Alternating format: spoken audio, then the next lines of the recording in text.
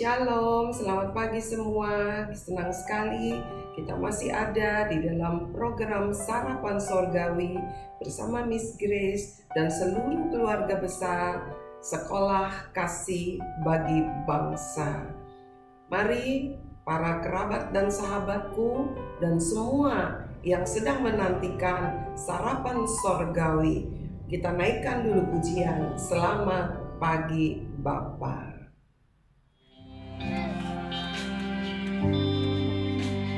Selamat pagi Bapa, selamat pagi Yesus, selamat pagi Roh Kudus.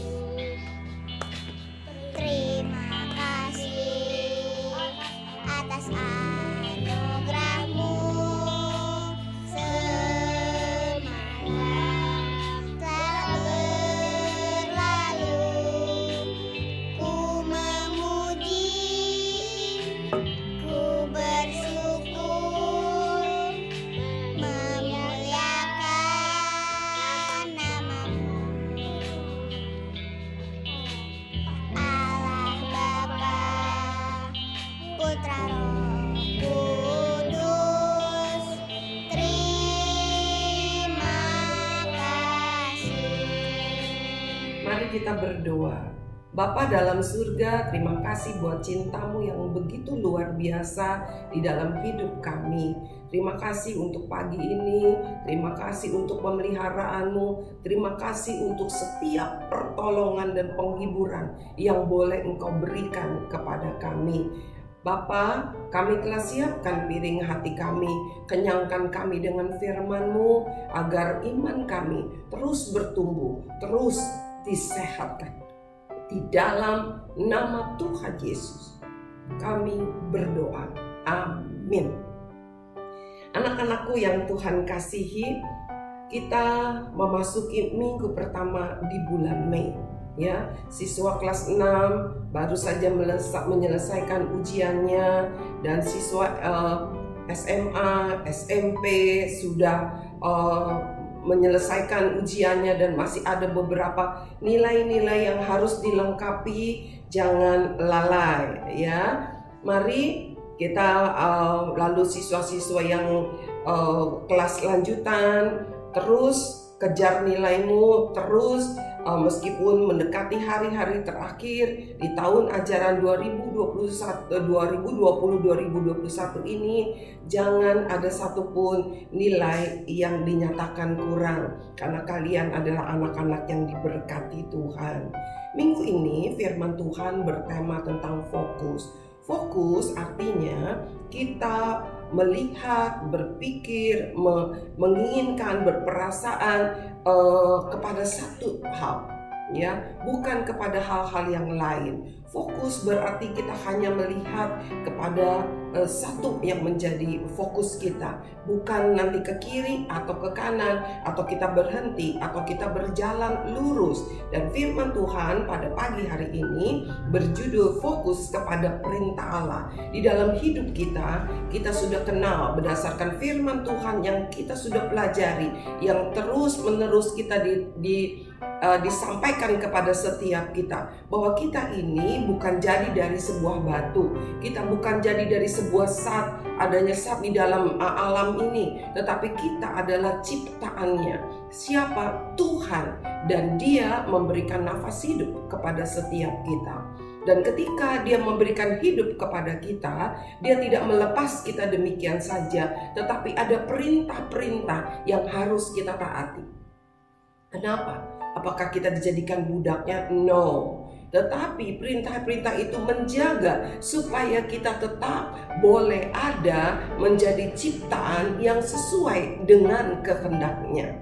Sama seperti ketika saya membuat kue, atau ibu-ibu di sini sedang membuat kue, ya. Ada langkah demi langkah. Tujuannya satu, menjadi kue yang ingin saya buat. Kalau saya membuat kue bolu, saya tidak mengharapkan bahwa dia akan menjadi bakpao begitu, ya. Oleh sebab itu saya harus mengikuti petunjuk resepnya.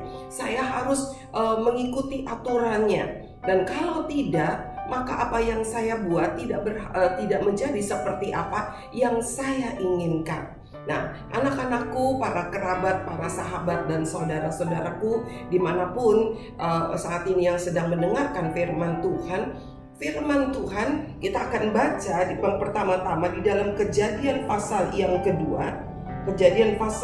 kedua, ya. Oke. Kita baca mulai ayat yang ke-15, ya. Kejadian pasal 2 ayat yang ke-15. Tuhan Allah mengambil manusia itu dan menempatkannya dalam Taman Eden untuk mengusahakan dan memelihara taman itu. Jadi ketika Tuhan menempatkan manusia pertama itu di Taman Eden, ada tujuan, ya, supaya taman yang sudah diciptakannya dipelihara, tidak ditelantarkan. Demikian juga kita sudah dengar firman Tuhan ini. Di mana Tuhan taruh engkau di tengah-tengah keluargamu, Tuhan mau engkau boleh menjadi berkat, membuat keluargamu terus bertumbuh di dalam kasih Kristus. Mari, ayat yang ke-17, ayat yang ke-16. Lalu Tuhan Allah memberi perintah ini kepada manusia. Semua pohon dalam taman ini boleh engkau makan, ya. Buahnya dengan bebas, boleh makan dengan bebas. Mau makannya pagi, kayak siang, malam, mau makan satu, mau makan dua, semua buah dari pohon yang ada di dalam taman ini boleh engkau makan. Ayat yang ke-17 belum selesai, ya. Tetapi pohon pengetahuan tentang yang baik dan yang jahat itu janganlah kau makan buahnya, sebab pada hari engkau memakannya pastilah engkau mati. Perhatikan baik-baik, ya. Firman Tuhan berkata semua pohon boleh dimakan, tapi ada satu pohon. Jelas banget pohon itu apa? Pohon itu adalah pohon pengetahuan baik dan jahat. Jadi pohon itu ada racun jahatnya, ya, ada pengetahuan yang baik dan jahat. Sebab kalau manusia memakannya, dia akan mendapat pengetahuan tentang yang jahat. Selama ini ketika manusia diciptakan serupa dan segambar dengan Allah, tidak ada pengetahuan yang jahat di dalamnya. Ya, itu aslinya loh, ya, aslinya manusia. DNA-nya manusia yang asli adalah tidak memiliki pengetahuan yang jahat. Perhatikan baik-baik. Tuhan katakan, engkau boleh makan semua buah dari pohon di taman ini. Tetapi ada satu pohon yang tidak boleh dimakan, sebab pohon ini buahnya mengandung pengetahuan yang baik dan jahat. Ketika manusia memakannya, maka ia akan mendapat pengetahuan yang jahat. Ya, oleh sebab itu Tuhan melarangnya. Dikatakan kalau engkau makan, engkau akan menjadi mati. Kenapa bisa seperti demikian? Karena kejahatan membawa kepada kematian. Ya, itu sebabnya.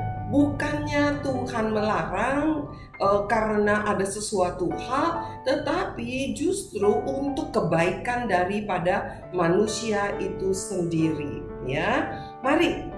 Kita mau lihat lagi, kita lanjut lagi di dalam Kejadian pasal yang ketiga, ya. Kejadian pasal yang ketiga. Kita lanjut mulai ayat yang pertama.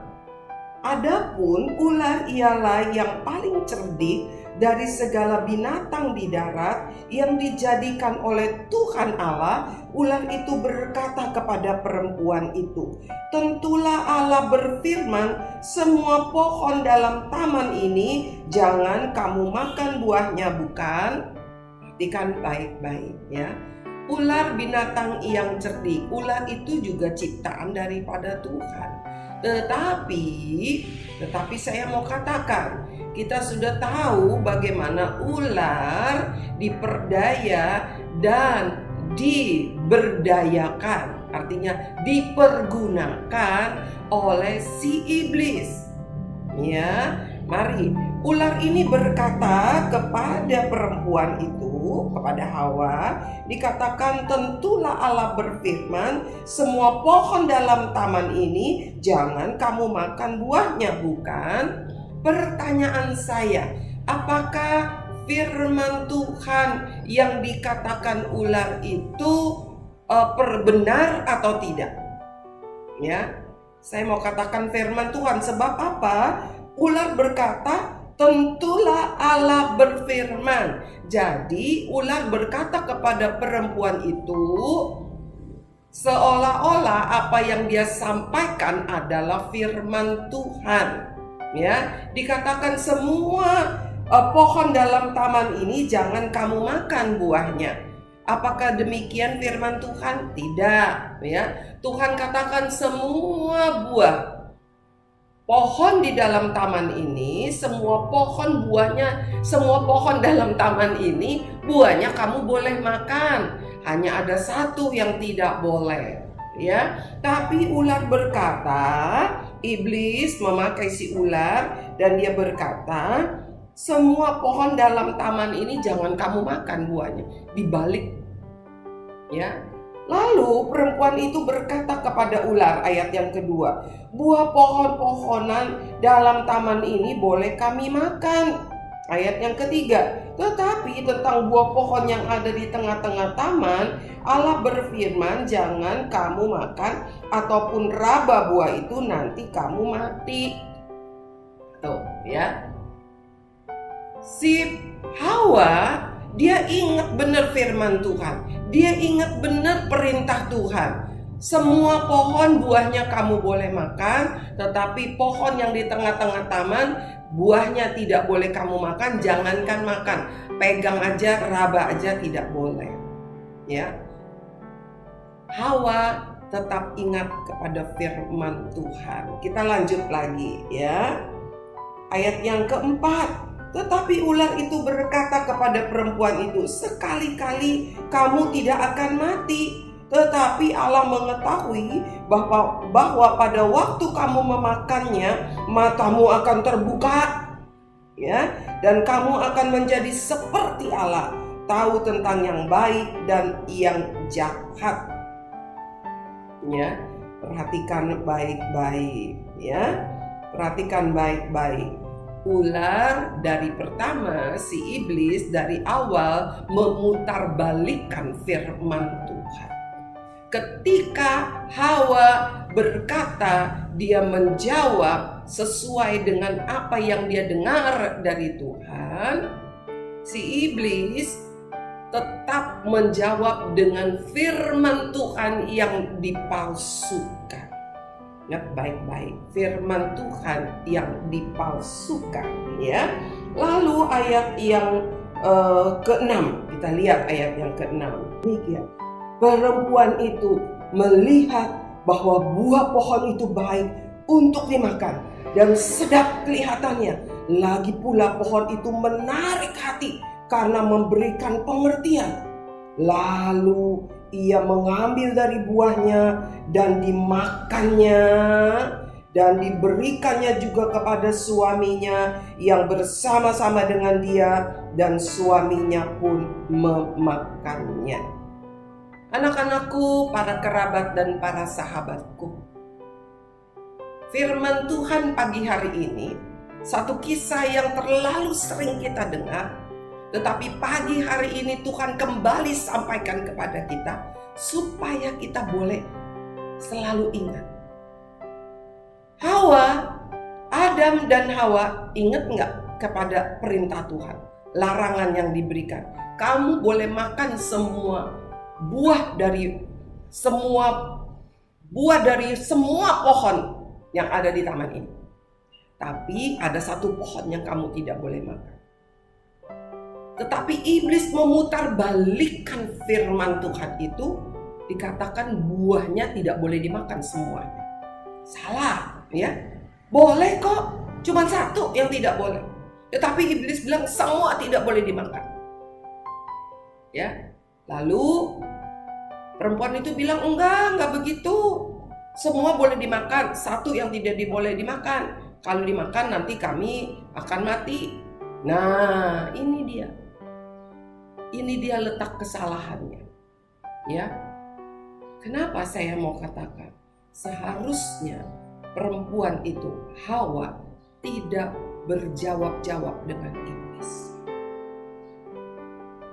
Ketika iblis menggoda, kita tidak perlu berjawab-jawab. Kita tahu firman Tuhan. Kita harus langsung katakan, "Hai iblis, engkau harus diam."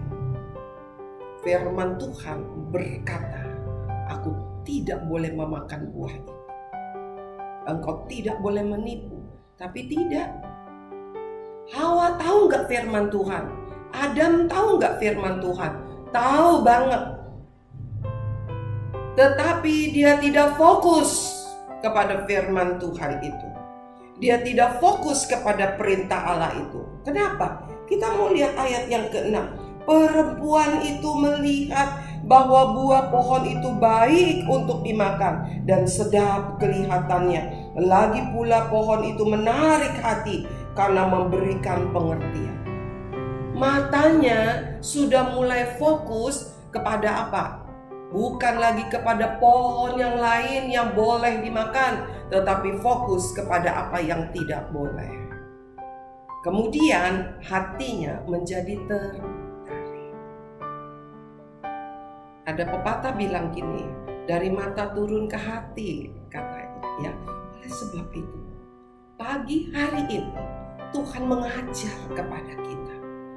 Ada banyak firman Tuhan yang telah disampaikan baik oleh hamba-hamba Tuhan di gereja maupun oleh guru-gurumu di sekolah lewat pelajaran agama, bahkan lewat sarapan sorgawi ya yang sudah setahun ini.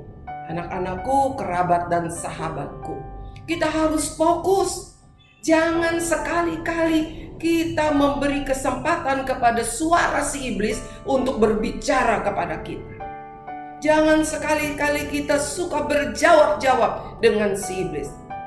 Ya, saya ingat sekali, kalau teringat ketika kadangkala saya dengan tim melayani orang-orang yang dirasuk oleh roh jahat.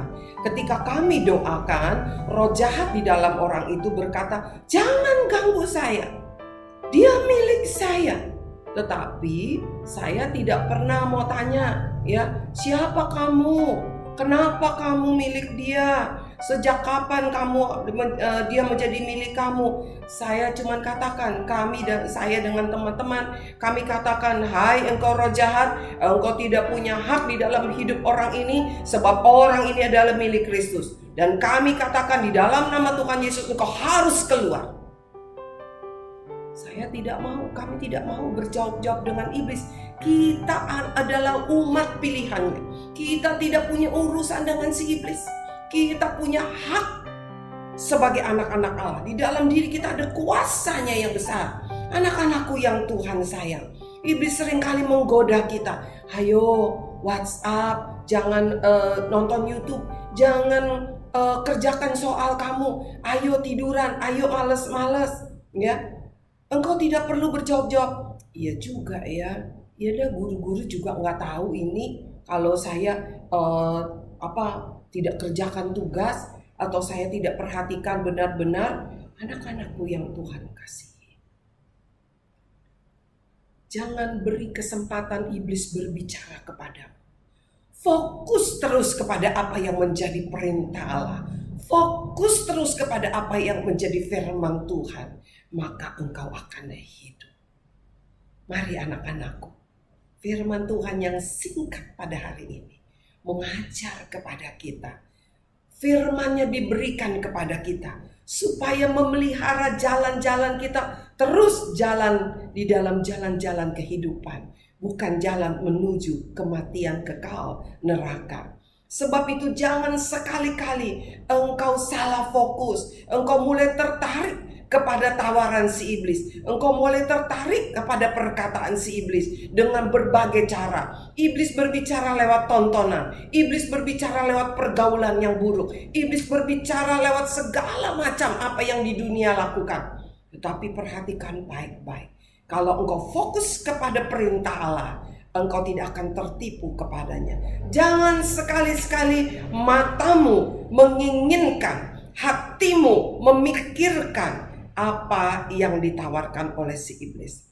Maka engkau akan terkecoh seperti perempuan tadi. Mari fokus kepada perintah Allah. Kita dengarkan dulu pujian yang satu ini.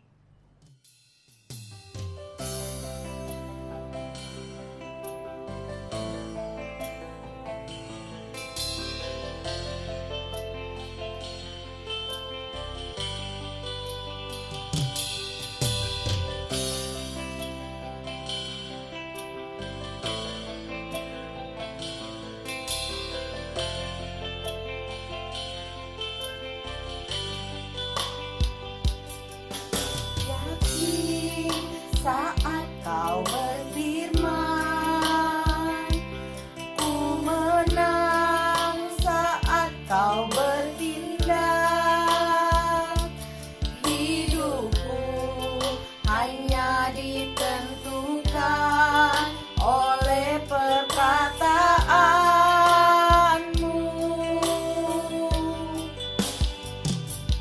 Ku aman saat kau menjaga, ku kuat saat kau menopang. Hidupku hanya ditentukan oleh kuasa-Mu. Bagi Tuhan tak ada yang mustahil. Bagi Tuhan tak ada yang tak mungkin.